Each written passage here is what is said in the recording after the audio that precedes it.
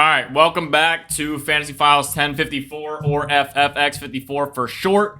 We're just gonna hop right into it today. We're getting into it, like I said in yesterday's video. We're shooting to have these videos out on Tuesdays and Wednesdays for you to give you a little bit of prep time before Thursday. But we had a lot of formatting and preparation we had to do to better the channel, so look for that schedule to change next week. In the meantime, like the video if you like the video, subscribe, and hit the notification bell so you can see when we're live, when our videos come out, because we do running back and wide receiver ranking videos every single week, as well as going live on Sundays before the games start, so you can come in here and answer or ask some questions and just hang out while we're waiting for the games to start.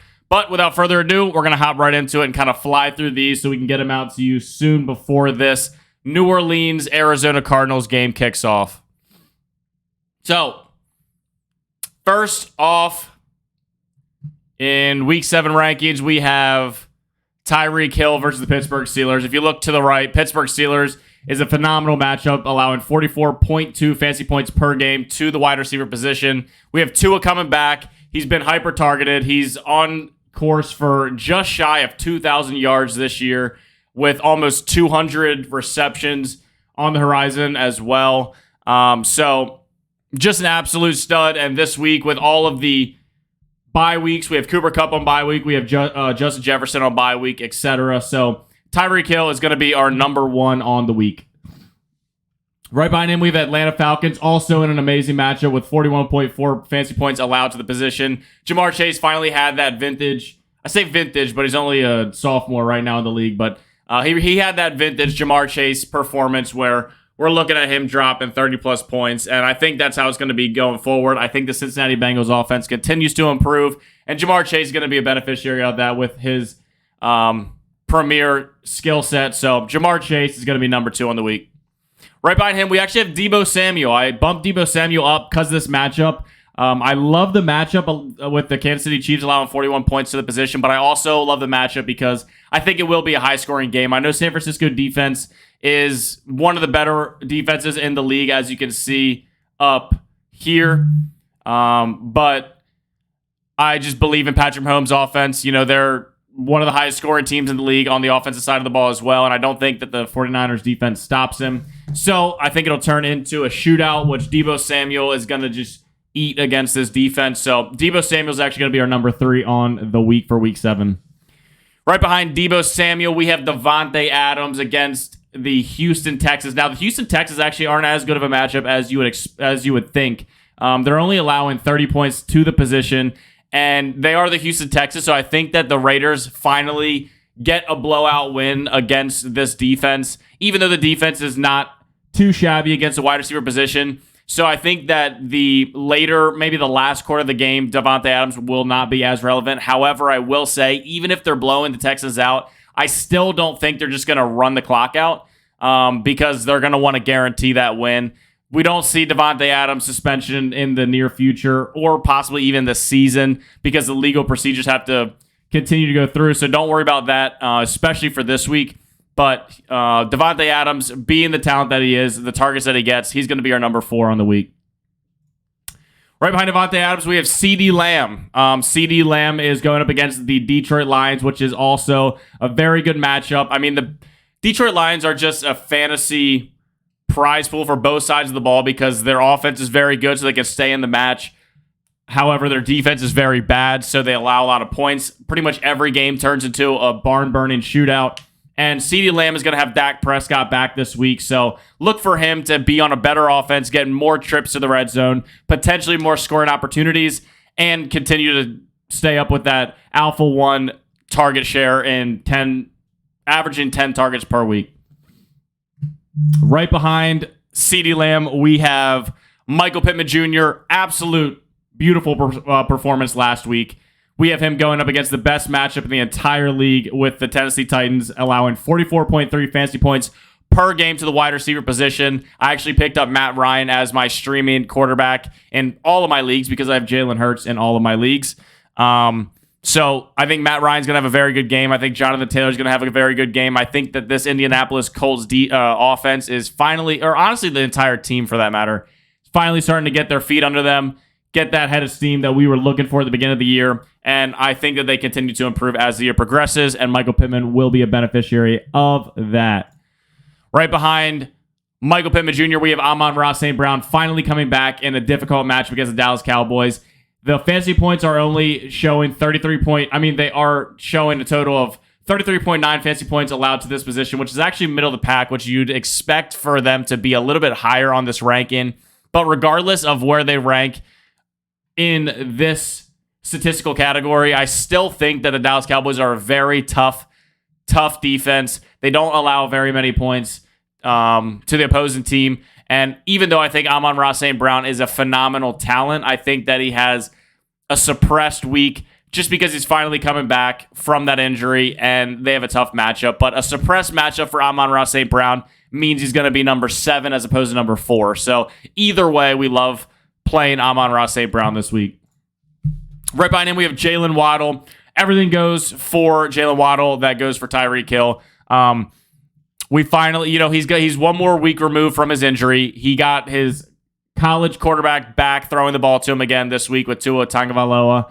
And Jalen Waddle has averaged 16 plus points with Tua under center. So I think Jalen Waddle is in a prime position to succeed against a very bad defense. So look for Jalen Waddle to return to form, even though he actually kind of returned to form secretly last week with, I think it was a 16-point performance. So Jalen Waddle is going to be our number 8 on the week. Right behind Jalen Waddle, we have Carolina Panthers, which Carolina Panthers are actually more of a lower middle of the pack type of matchup. So still a favorable matchup, but regardless of the matchup itself, I think that Tom Brady is in a get-right game. Interesting fact is with Tom Brady, Mike Evans has never went 3 games without a touchdown. He's went 2 games now currently without one, so he's bound for one this week. So look for Mike Evans to get in the end zone and get a decent amount of catches, a decent amount of targets, and Tom Brady to have a vintage Tom Brady performance because I think he is frustrated. I think it's going to finally show in his game. I think that Tom Brady plays well mad. So I think Mike Evans is in a very good position this week to succeed as a top 9 wide receiver. Right behind Mike Evans, we have DeAndre Hopkins. Welcome back, DeAndre Hopkins. Honestly, a warm welcome in the fantasy side of things. Obviously, the team would like for Marquise Brown to still be healthy, but for DeAndre Hopkins' fantasy production, it's pretty much the best case scenario. He's fully rested. I mean, he's rested the entire offseason, the entire 6 weeks, beginning 6 weeks of the season, and DeAndre Hopkins is still that elite talent. I honestly think he's ranked a little bit lower in my rankings than he should be, and he probably will show us why tonight against the New Orleans defense that doesn't have Marshawn Lattimore. So we're playing DeAndre Hopkins. Obviously, I saw a lot of bigger sites have him ranked very low. I'm honestly shocked to see that. So don't worry about DeAndre Hopkins. Expect him to have an Alpha X number 1 wide receiver performance this week. Or actually tonight.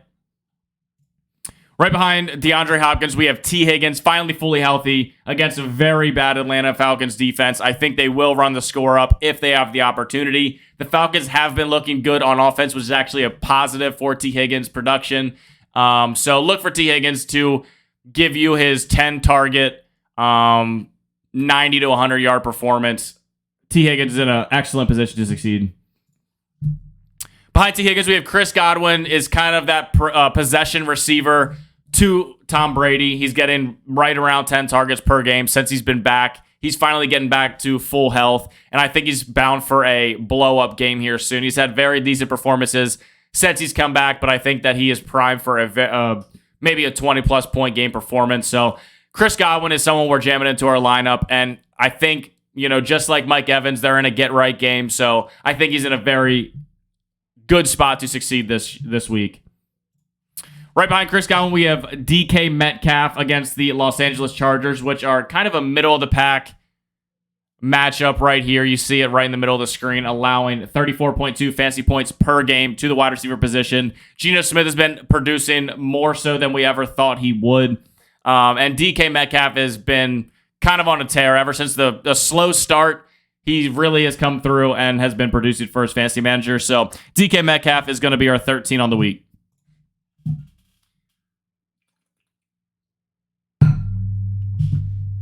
Right behind DK Metcalf, we have Mike Williams. I think this is the last week we see Mike Williams ranked above Keenan Allen. I still have Keenan Allen ranked below him just because he is still slowly coming back from that injury. I think he's going to have plenty of targets, but I don't think we see a massive production out of Keenan Allen just yet. I think that is going to show in next week's rankings. But for now, against a difficult matchup in the Seattle Seahawks, we're going to have Mike Williams ranked in front of Keenan Allen when comparing wide receivers on this team specifically. But as far as the matchup goes, it is a tougher matchup for Mike Williams, but I think Keenan Allen will distract the cornerback one, and Mike Williams will come back with a very good performance. Seattle is going to put up some numbers against them, so it's not going to be a blowout. And I think that that's going to put Mike Williams in a position to succeed against this defense. So look for Mike Williams to be a top 15 wide receiver this week.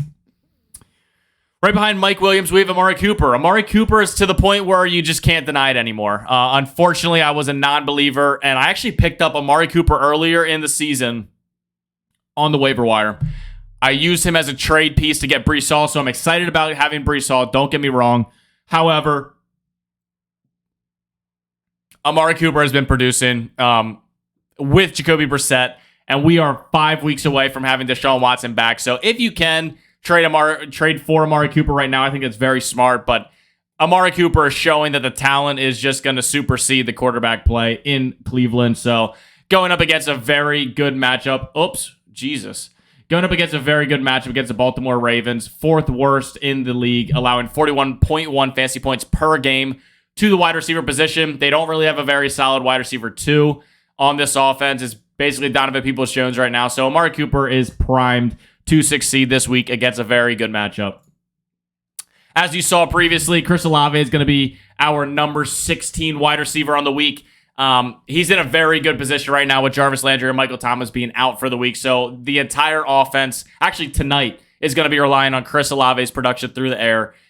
Basically, Chris Olave and Alvin Kamara and Taysom Hill are going to have to carry this offense. So look for Chris Olave to have a great fantasy performance. Now, I will say this matchup isn't the best. The Cardinals are actually a pretty decent defense when it goes to the wide receiver position, allowing only 28.6 fantasy points per game. However, Chris Olave is going to get all of the targets. We've seen him produce pretty much every single week as a rookie, so I don't think it's going to slow down even with this tough matchup. Chris Olave as our 16. 17 is going to be Allen Lazard. Great position. Great matchup going up against the Washington Commanders, allowing 40.1 fantasy points per game to the wide receiver position. But Randall Cobb is also going to be out this game, so Allen Lazard is going to have a larger target share than he already had. And Allen Lazard he's established himself as that number 1 receiver for Aaron Rodgers. So I think Allen Lazard is in a very good position to succeed this week based off of the injuries in this offense. And I think that, Green Bay Packers are coming off of a loss to the Jets. They're coming off of a loss to the Giants. They are going to just lay into the Commanders this week. And with that, Allen Lazard is going to produce. So look for Allen Lazard to have a great week this week. Finally, we see Keenan Allen on the rankings. And again, this is just because of the injury that has been nagging him for the past few weeks. We've seen him thinking he's about to come back. Keeps putting it off, even though he's practicing and ready to come back this week. That has been confirmed. We're still a little bit weary of this injury. Not that it's going to take him out of the game necessarily, but he might be more of a distraction this week. So, like I said, this is going to be the last week we have Keenan Allen. Hopefully, it's going to be the last week we have Keenan Allen ranked below Mike Williams. But for this week, until we see him at a full health capacity, we'll leave Keenan Allen as our number 18 receiver on the week. Behind Keenan Allen, we have Deontay Johnson. Now, Deontay Johnson has actually taken a bump up in rankings for me. He's going up against a very good matchup against the Miami Dolphins, allowing 37.9 fantasy points per game to the wide receiver position. But the reason that Deontay Johnson is so high on the list currently is because it looks like Mitchell Trubisky is going to be the quarterback. And with Mitchell Trubisky in as the quarterback, we've seen the majority of the targets going towards Deontay Johnson, pretty much averaging between 10 to 13 targets per game with Trubisky under center. Whereas with Kenny Pickett, you see it going all over the field to Deontay, to George Pickens, and to Chase Claypool last week. So Actually, a lot of the Chase Claypool was with Trubisky, but nonetheless, I think that Trubisky hyper targets Deontay Johnson, gives us a solid 13 to 15 point baseline, and if he can fall into the end zone, then we're going to have a top 24 performance from Deontay Johnson, and honestly, maybe a top 12 performance this week. He's set up in a very good position to succeed. Deontay Johnson is going to be our number 19. Right behind Deontay Johnson, we have Christian Kirk against the New York Giants. Now, this is the hardest matchup in the entire league, only allowing 23.5 fantasy points per game, but I think that the Jacksonville Jaguars are finally on an upwards trajectory on the offensive side of the ball. I think they're starting to figure some things out, even though Christian Kirk's targets have not been what we were led to believe they were going to be in the first few games of the season. I still think that he is a very good red zone threat. We've seen him targeted quite a bit in the red zone, and he has the touchdowns to prove it. So I think that we continue to see Trevor Lawrence force feed Christian Kirk to a certain capacity, and with that on a good offense, even with this tough matchup, I think Christian Kirk is going to give us a decent performance. So Christian Kirk will be our number 20 wide receiver this week. Right behind Christian Kirk, we have Brandin Cooks. Kind of a whatever matchup in the Raiders. You see it right here, allowing 35.5 fantasy points per game to the position. We haven't seen that great week out of Brandin Cooks that we're hoping to see, but it is coming. I mean, General Mills is hyper-targeting Brandin Cooks. He's basically the only option in the passing game. Dameon Pierce producing is actually very good for Brandin Cooks' fantasy point production. It'll open things up down the field. So Brandin Cooks look for him to have a very solid week in the next, or a very solid fantasy point production in the next few weeks. And this week could be that week. So look for Brandin Cooks to produce as a top 21 receiver. Right behind Brandin Cooks, we have Tyler Lockett. Both of these players are honestly one big play away from an amazing fantasy week. And that's a different way of saying boom or bust. They are deep threats that are going to get the targets. And if they capitalize on some of those deep threats, they're going to have a very good fantasy week. So look for Tyler Lockett to produce for you this week. However, be a little weary on the volatility of this player. Right behind Tyler Lockett, we have Courtland Sutton. Now, I know a few of you out there are probably wondering why Courtland Sutton is so low, and that is a simple answer: Sauce Gardner.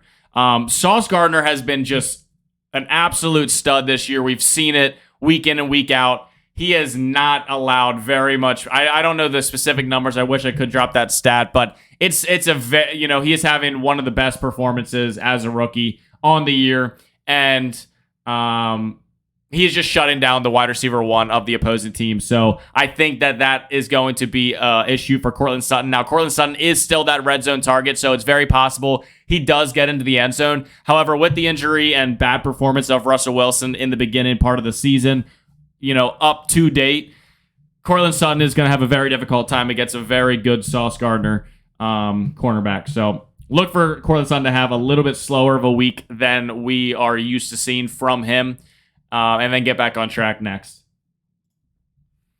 Right behind Courtland Sutton, we have Brandon Ayuk against, again, a very juicy matchup in the Kansas City Chiefs. I think it's going to be a very high-scoring game. Brandon Ayuk produced almost 30 points last week in a full PPR league.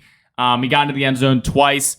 He's looking like that, 1B receiver that everyone was hoping he would be last year when he was drafted. He got put in the doghouse a little bit last year. He started to come out of his shell towards the end of last year. And now finally this year, we're starting to see him produce for his fantasy managers. So Brandon Ayuk in a good matchup. Look for him to give you a good fantasy week.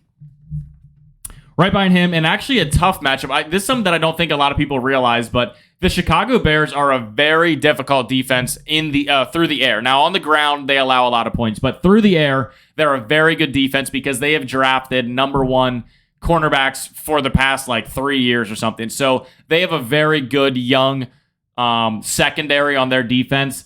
And with Jakobi Meyers, I think that he's going to get hyper-targeted. We've seen him produce double-digit fantasy production every single week that he has played. He might even have Mac Jones back this week. But just don't overlook how good the Chicago Bears are in the secondary. Now, I think Ramondre Stevenson has a great game this week, but Jakobi Meyers is going to be the wide receiver one for this team. However, look for him to have a little bit slower of a week to his standards based off of the matchup. Right behind Jakobi Meyers, we actually have Rondale Moore tonight. So the reason that Rondale Moore is right here is because it's actually two reasons.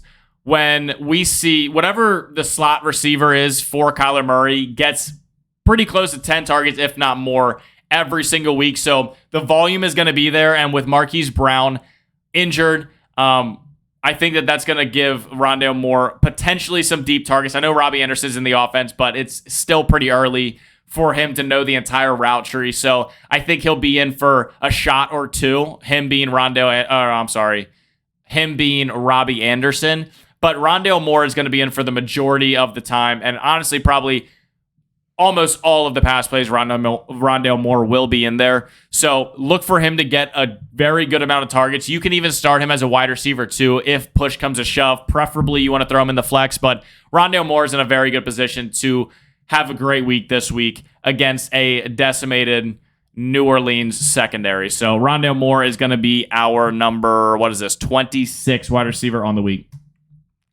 Behind Rondale Moore, we have Drake London. The talent is there. The target share is there.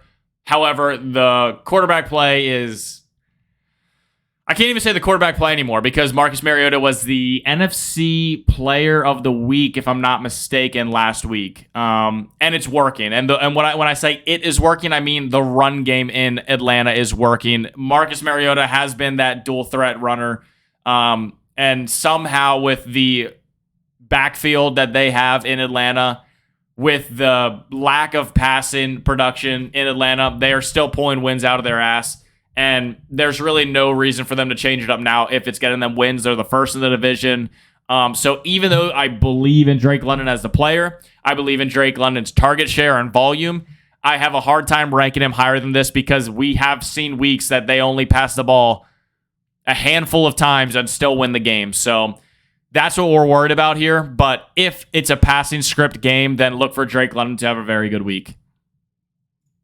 Behind Drake London, we have Terry McLaurin. Now, the silver lining for Terry McLaurin is it's a bad matchup. Green Bay is only allowing 27.9 fantasy points per game. We have Jair Alexander, who is probably going to be playing against Terry McLaurin. But I actually think that the silver lining here is Carson Wentz is injured. Which the reason I think that's a silver lining is because Taylor Heinicke is going to be the backup, and the only wide receiver that he had available to him last year was Terry McLaurin, and we saw Terry McLaurin have a very good year last year. So it is very possible, and it's honestly probable in my mind that Terry McLaurin gets that hyper target alpha one receiver on this offense this week, just because that's what Taylor Heinicke is used to, and that's the player that Taylor Heinicke is used to throwing to.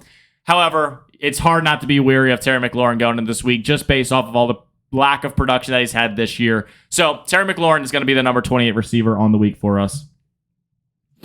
Behind Terry McLaurin, we have Juju Smith-Schuster against a very difficult matchup. Now, like I said, I think that the Kansas City Chiefs figure out how to put up points on the San Francisco 49ers defense. However, I'm not super confident it's going to be on the back of Juju. We saw him have a very good week last week. However, I don't think that is going to repeat. I think the upside, I think what we're hoping for this week is 10 to 15 points for Juju. But he's one of those players that's very tough to be confident in. However, I think we have to start him in our flex based off of the bye week. So Juju Smith's going to be the number 29 on the week. And the last player in our top 30 is going to be Michael Gallup against a very good Detroit Lions matchup. Again, allowing 37.8 fantasy points per game to the wide receiver position. To the wide receiver position. And the reason, if you watch any of our videos on the offseason, we've been very high on Michael Gallup in best ball formats. We've been very high on stashing Michael Gallup for the past few weeks. And that's because I think that when, as Michael Gallup continues to get healthy and get his feet underneath him, with that, couple that with the return of Dak Prescott this week, and couple that again with the very good matchup, I think that Michael Gallup actually finally has that I'm here performance with Dak Prescott throwing the ball to him. So look for Michael Gallup, and I say look for Michael Gallup to be in your flex because Michael Gallup is in my flex this week. Again, we have injuries, we have bye weeks. And if push comes to shove, I think Michael Gallup is a fine play this week. So this is going to be our top 30 for week 7 wide receiver rankings. I wanted to fly through it to get it out to you as soon as possible, just in case you have some questions regarding players like DeAndre Hopkins, Rondale Moore, and Chris Olave playing in just a couple hours. So I appreciate everyone for stopping by. Please hit the like button if you like the videos. Subscribe so you can be an OG to the channel. We're continuing to grow, and we're not stopping now. This is our first year, and we're going to continue for years to come. And we put out 2 to 3 videos every single week. We do running back ranking videos, wide receiver ranking videos, and then we go live on Sunday before the games kicks off for all of your questions or just for you to come hang out. I'll be placing my bets. I'll be doing some underdog drafts in the meantime. So come hang out for that on Sunday. But until then, good luck on week 7, everybody. We're just about to kick it off in a couple hours. Peace out. I'll see you guys Sunday.